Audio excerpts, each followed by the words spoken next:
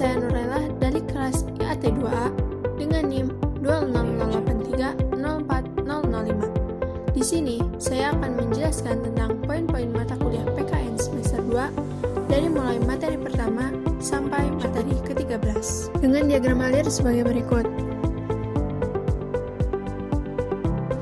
Materi pertama ialah tentang hakikat pendidikan kewarganegaraan dalam mengembangkan kemampuan utuh sarjana atau profesional.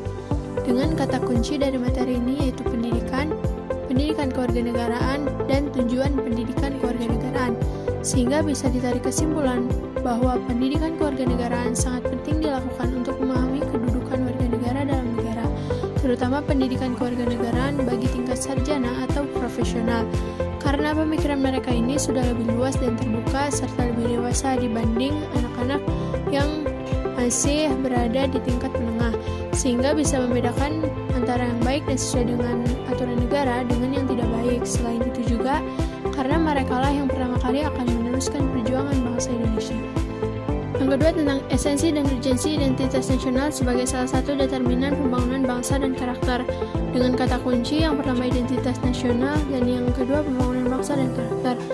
Dengan kesimpulan bahwa identitas nasional merupakan ciri atau karakteristik bangsa Indonesia yang membedakan dengan bangsa lain, yang bisa mengikat seluruh masyarakat Indonesia dalam satu aturan, dan juga menjadi karakter bagi bangsa Indonesia serta bisa membantu dalam pembangunan bangsa. Yang ketiga tentang esensi dan urgensi konstitusi dalam kehidupan berbangsa dan bernegara. Dengan kata kunci yang pertama konstitusi dan yang kedua berbangsa dan bernegara, sehingga bisa ditarik kesimpulan bahwa konstitusi menjadi sesuatu yang urgen dalam tatanan kehidupan ketatanegaraan, karena konstitusi merupakan sekumpulan aturan yang mengatur organisasi negara serta hubungan antara negara dan warga negara sehingga saling menyesuaikan diri dan saling bekerja sama. Dengan adanya konstitusi akan tercipta pembatasan kekuasaan selain pembagian wewenang dan kekuasaan dalam menjalankan negara, dan juga untuk menjamin hak-hak asasi warga negara sehingga tidak terjadi penindasan dan perlakuan sewenang-wenang dari pemerintah. Yang keempat tentang sumber historis, sosiologi, dan politik tentang konstitusi dalam kehidupan berbangsa dan bernegara. Dengan kata kuncinya kita harus mengetahui sumber historis, sumber sosiologis, dan sumber politik terlebih dahulu.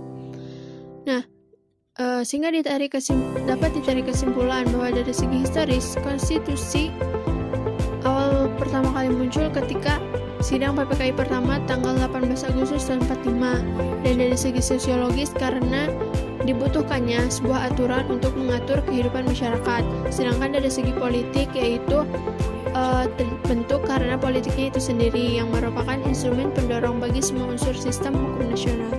Yang kelima tentang konsep dan urgensi harmoni kewajiban, hak negara, dan hak warga negara. Dengan kata kunci dari materi ini yaitu kewajiban, hak, negara, dan warga negara.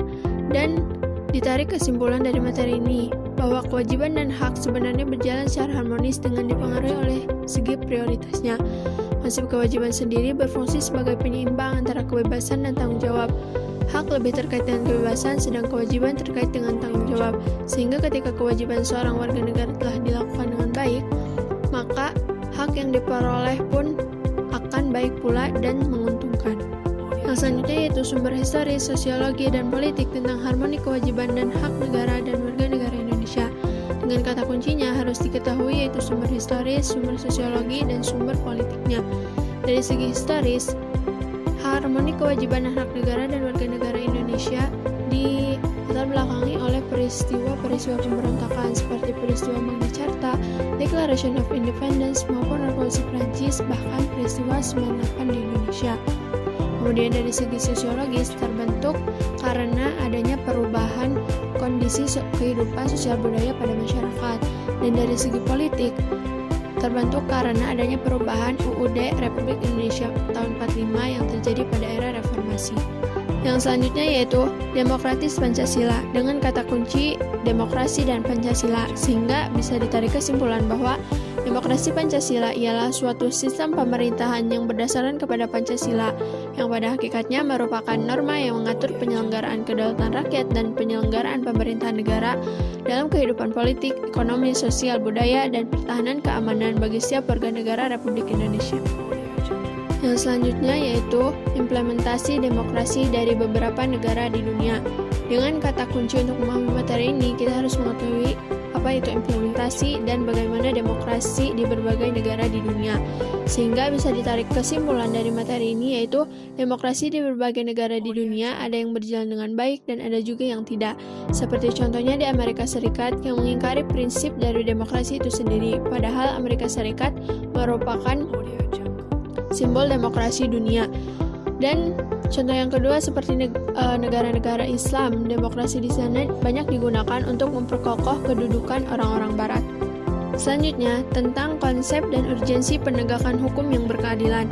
Dengan kata kunci dari materi ini yaitu penegakan hukum dan hukum yang berkeadilan. Sehingga kesimpulan dari materi ini yaitu hukum yang ditegakkan harus bersifat adil bagi semua pihak, jangan berat sebelah. Sebagai negara hukum, Indonesia harus melaksanakan atau menegakkan hukum secara konsekuen agar terciptanya kehidupan dan ketertiban masyarakat.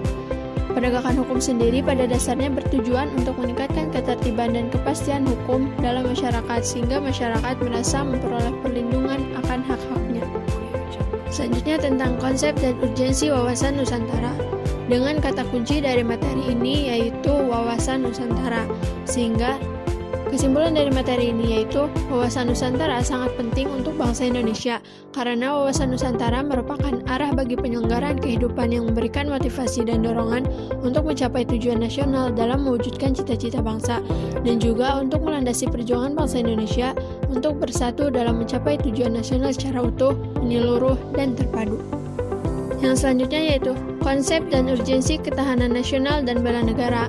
Dengan kata kunci dari materi ini yaitu ketahanan nasional dan bela negara. Sehingga dapat disimpulkan bahwa ketahanan nasional merupakan suatu konsep yang digunakan untuk menjaga kedaulatan Indonesia dari segala ancaman yang datang. Salah satu bentuk dari konsep tersebut ialah upaya bela negara yang harus dilakukan oleh seluruh warga masyarakat Indonesia. Bela negara yang bisa dilakukan oleh masyarakat Indonesia yang umum selain dari tentara ialah salah satunya dengan mencintai produk dan budaya bangsa. Yang selanjutnya yaitu mengetahui kelebihan bangsa Indonesia yang sesuai dengan wawasan Nusantara untuk mewujudkan ketahanan nasional. Dengan kata kunci dari materi ini yaitu harus mengetahui terlebih dahulu kelebihan bangsa Indonesia, kemudian wawasan Nusantara, dan ketahanan nasional. Sehingga dapat disimpulkan bahwa kelebihan bangsa Indonesia yang sesuai dengan wawasan Nusantara salah satunya ialah memiliki konsep ketahanan nasional, di mana konsep ini berfungsi untuk menjaga pertahanan dan keamanan negara, serta konsep ini juga sesuai dengan konsep wawasan Nusantara yang berfungsi sebagai wawasan pembangunan dan wawasan untuk pertahanan, keamanan negara, dan ketahanan nasional.